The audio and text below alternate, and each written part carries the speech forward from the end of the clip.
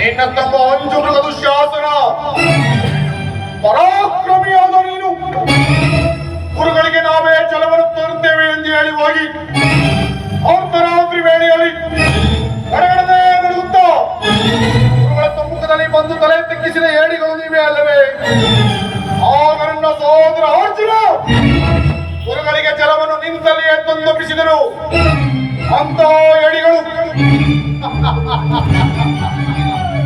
ಈಗ ಶೂರರೆಂದು ಹೇಳಿಕೊಳ್ಳಲು ನಾಚಿಕೆ ಆಗುವುದಿಲ್ಲವೇ? ಹೊಂಚು ಮಾಡಿ ಕುಂದಿ ಕೌರವ ಹೊಟ್ಟೆ ಬಾಪು ಯಾದವರನ್ನು ವಂಚಿಸಿ ಕಪಟ ಸನ್ಯಾಸಿ ವಂಶವನ್ನು ಧರಿಸಿ ಸುಭದ್ರೆಯನ್ನು ಕಳ್ಳತನ ವಿವಾಹವಾಗಿ ತಿಳಿದೇ ಹೊಂಚು ಬಾಯಿ ತುಚ್ಛ ಯಾವ ಕೌರವ ನಮಗೆ ನೀನು ಆರಿಂದ ಮಾಡಿದ ಕೃತ್ಯವ ಸಂಧಾನದಿಂದಲೇ ಆ ದಿನವೇ ನಿನ್ನ ನಿಯಮೊಬ್ಬರಿಗೆ ಅಟ್ಟುತ್ತಿದ್ದೆನು. ನಮ್ಮಣ್ಣನ ಆಜ್ಞೆಯಿಂದ ಬಿಟ್ಟಿದ್ದೆನು.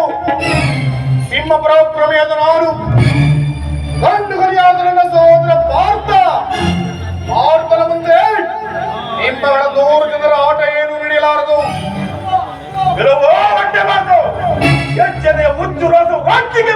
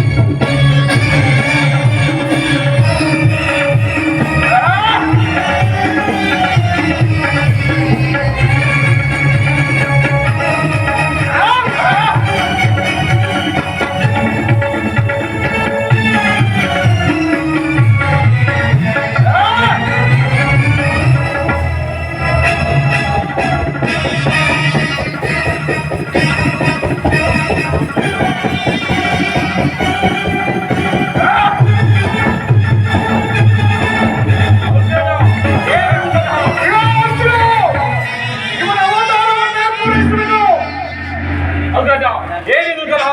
ಧರ್ಮರಾಯನ ಆಜ್ಞೆ ಇಲ್ಲದೆ ಯಾವುದು ಕಾರ್ಯಕ್ಕೂ ಕೈಯಾಗಬಾರದು. ಕೆಲವೋ ದುರ್ಯೋಧನ, ಈ ಭೀಮನ ಕಲೆ ಹೋಗುವಂತ ರುಚಿಯನ್ನು ನಿನಗೆ